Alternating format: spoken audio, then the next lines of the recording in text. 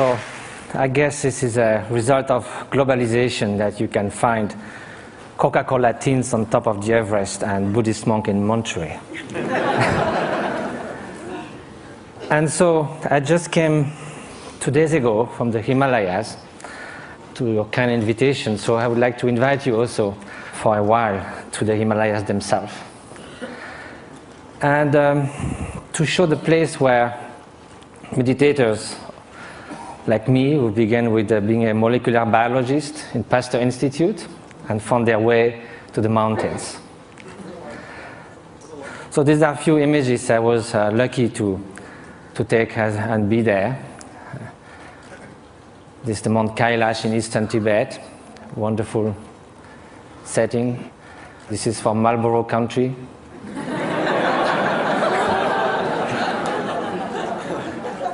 This is a turquoise lake, a meditator. This is the hottest day of the year, somewhere in eastern Tibet, on August 1st.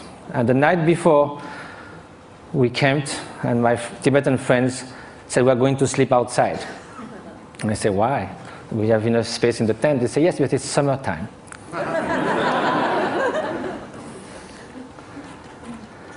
So now we are going to speak of happiness.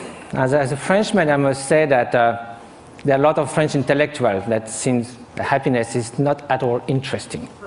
I just wrote an essay on happiness, and there was a controversy, and someone wrote an article saying, don't impose on us the dirty work of happiness. We don't care about being happy. We need to live with passion. We like the ups and downs of life. We like our suffering because it's so good when it ceases for a while. This is what I see from the balcony of my hermitage in the Himalayas. It's about 2 meters by 3, and you are all welcome anytime. Now let's come to happiness, or well-being. And first of all, despite what the French intellectuals say, it seems that no one wakes up in the morning thinking, may I suffer the whole day. Which means that somehow, consciously or not, directly or indirectly, in the short and the long term, whatever we do, whatever we hope, whatever we dream, somehow is related to a deep, profound desire for well-being or happiness. As Pascal said, even the one who hangs himself somehow is looking for a cessation for suffering. He finds no other way. But then if you look in the literature, East and West, you can find incredible diversity of definition of happiness. Some people say, can only be lived in remembering the past, imagining the future, never in the present. Some people say happiness is right now, is the quality of the freshness of the present moment. And that led to Henri Bergson, the French philosopher, to say all the great thinkers of humanity have left happiness in the vague, so that they could define, each of them could define in their own terms. Well, that will be fine if it was just a secondary preoccupation in life. But now if it is something that's going to determine the quality of every instant of our life, then we better know what it is, have some clearer idea. And probably the fact that we don't know that is why so often, although we seek happiness, it seems we turn our back to it. Although we want to avoid suffering, it seems we are running someone towards it. And that also comes from some kind of confusions. One of the most common one is happiness and pleasure. But if we look at the characteristic of those two, pleasure is contingent upon time, upon its object, upon the place. It is something that changes of nature. Beautiful chocolate cake, first serving is delicious, second one, not so much, then we feel disgust. That's the nature of things. We get tired.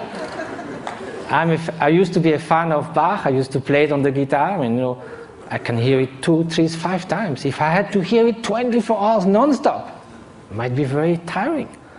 If you are feeling very cold, you come near a fire, it's so wonderful. Then after some moments, you just go a little back and then it starts burning. it sort of uses itself as you experience it. And also again, it can also, it's something that it is not something that is radiating outside. Like you can feel intense pleasure and some others around you can be suffering a lot.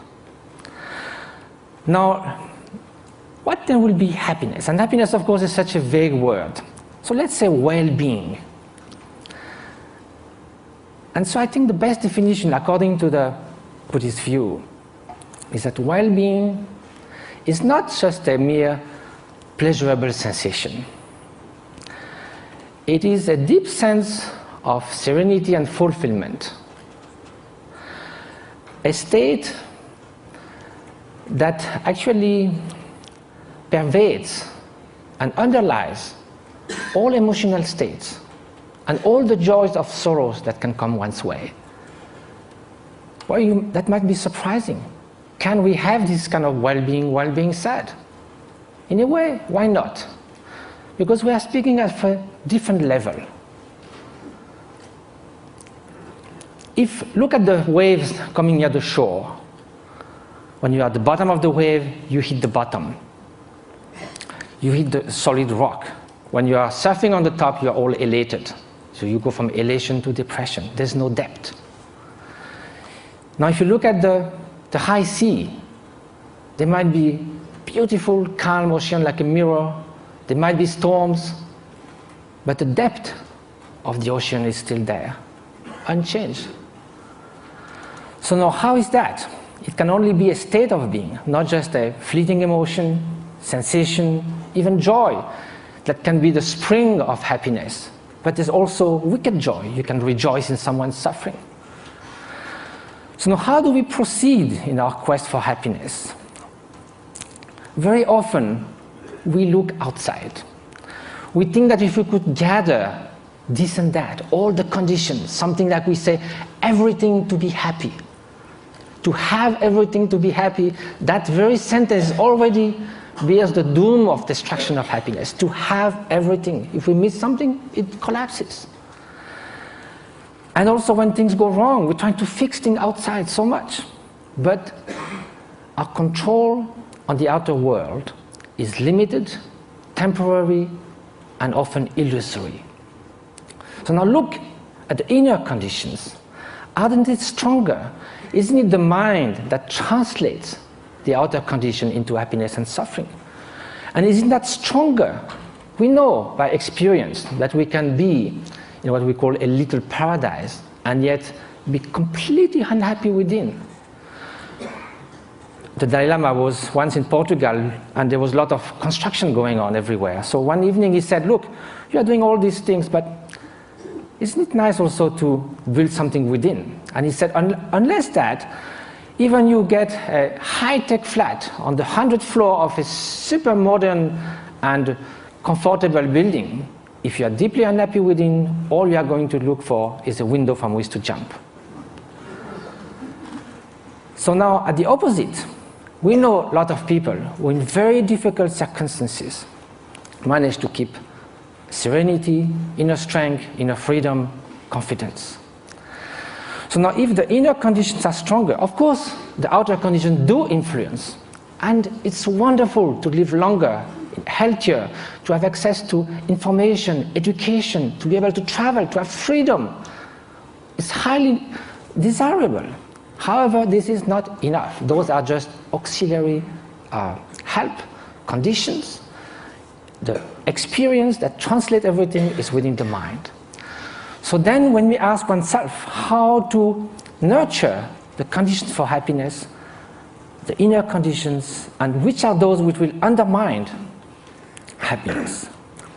So then this needs to have some experience. We have to know from ourselves there are certain states of mind that are conducing to this flourishing, to this well-being, what the Greek call eudaimonia, flourishing. And there are some which are adverse to this well-being. And so if we look from our own experience, anger, hatred, jealousy, arrogance, obsessive desire, strong grasping, they don't leave us in such a good state after we have experienced it. and also they are detrimental to others' happiness. So we may consider that the more those are invading our mind and like a chain reaction, the more we'll feel miserable, we'll feel tormented. At the opposite, everyone knows deep within that an act of selfish generosity, if from the distance, without anyone knowing anything about it, we could save a child's life, make someone happy. We don't need a recognition. We don't need any gratitude. Just the mere fact of doing that feels such a sense of adequation with our deep nature. And we would like to be like that all the time. So is that possible? To change our way of being, to transform one's mind? Are those negative emotions or destructive emotions inherent to the nature of mind? Is a change possible in our emotions, in our traits, in our moods? So for that we have to ask, what is the nature of mind? And if we look from the experiential point of view, there is a primary quality of consciousness. That is the mere fact to be cognitive, to be aware. Consciousness is like a mirror that allows all images to rise on it. You can have ugly faces, beautiful faces in the mirror. The mirror allows that, but the mirror is not tainted, is not modified, is not altered by those images. Likewise, behind every single thought, there is the bare consciousness, pure awareness. This is the nature. It cannot be tainted intrinsically with hatred or jealousy, because then, if it was always there, like a dye that would permeate the whole cloth, then it would be found all the time somewhere. We know we're not always angry, always jealous, or always generous. So because the basic fabric of consciousness is this pure cognitive quality that differentiates it from a stone, there is a possibility for change because all emotions are fleeting. That is the ground for mind training. Mind training is based on the idea that two opposite mental factors cannot happen at the same time. You could go from love to hate, but you cannot at the same time, toward the same object, the same person, one to harm and one to the good. You cannot in the same gesture shake hand and give a blow.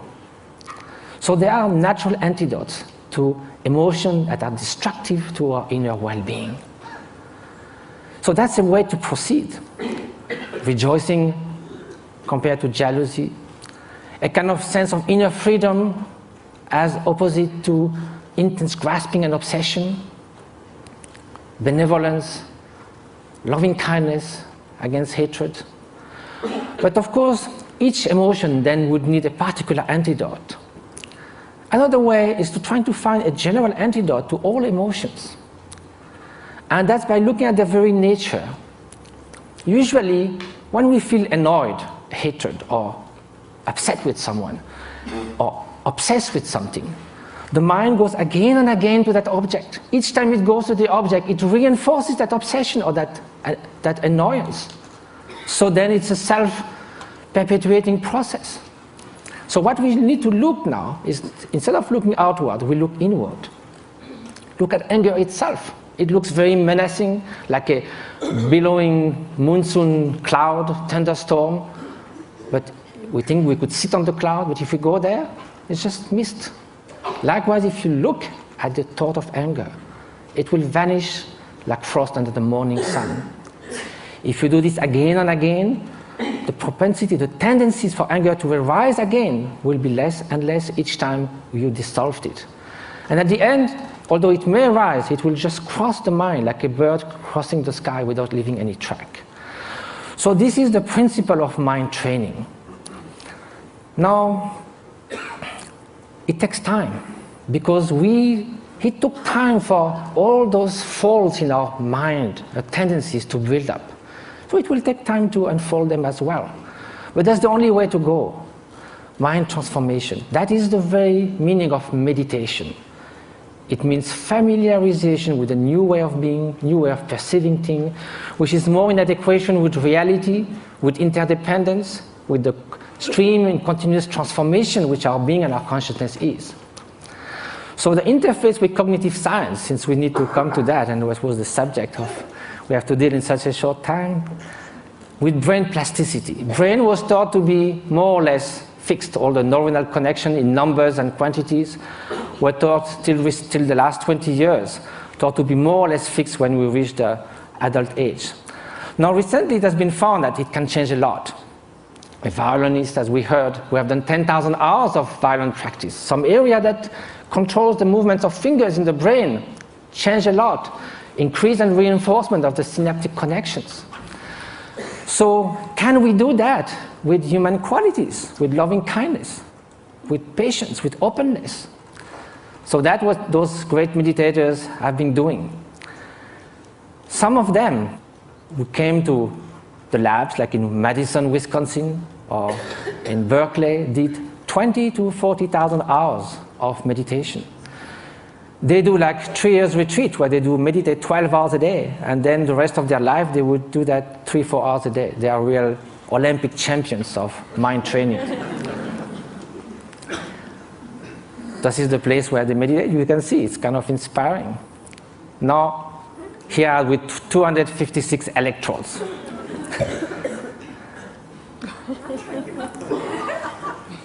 So what did they find? Of course, same thing, the scientific embargo. A paper has been submitted to Nature. Hopefully it will be accepted.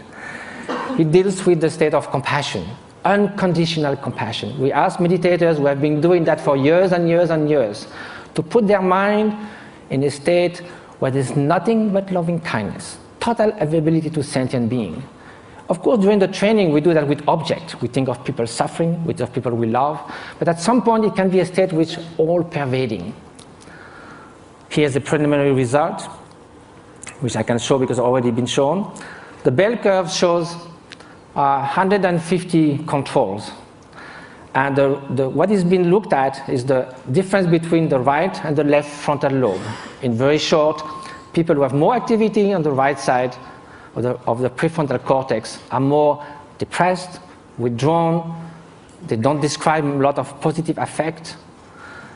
It's the opposite on the left side, more tendency to altruism, to happiness, to express, and curiosity, and so forth.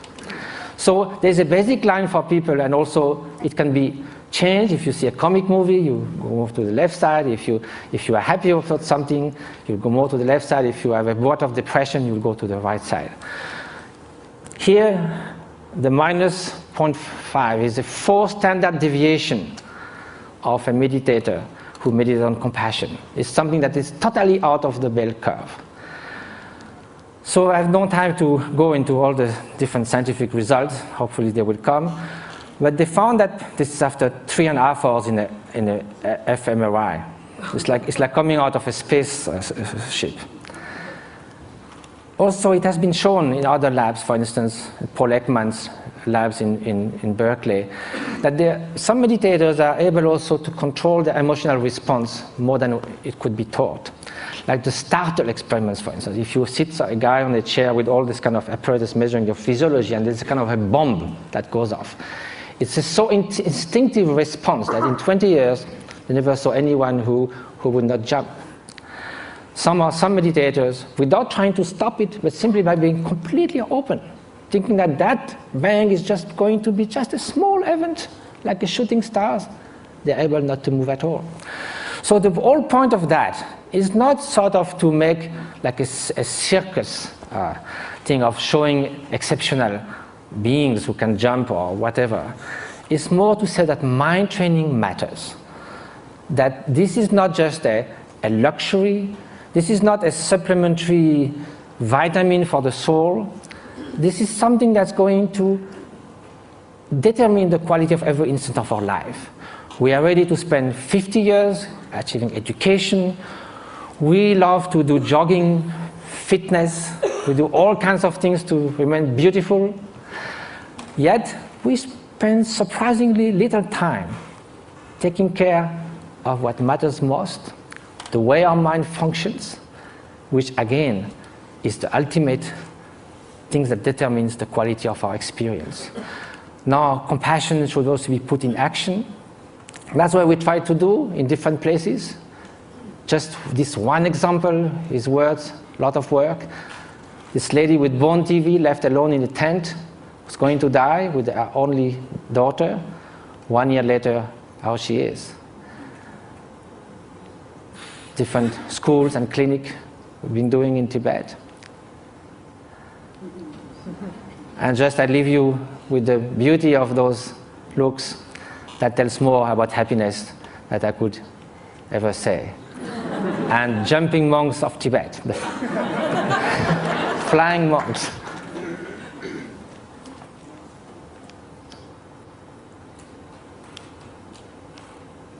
Thank you very much.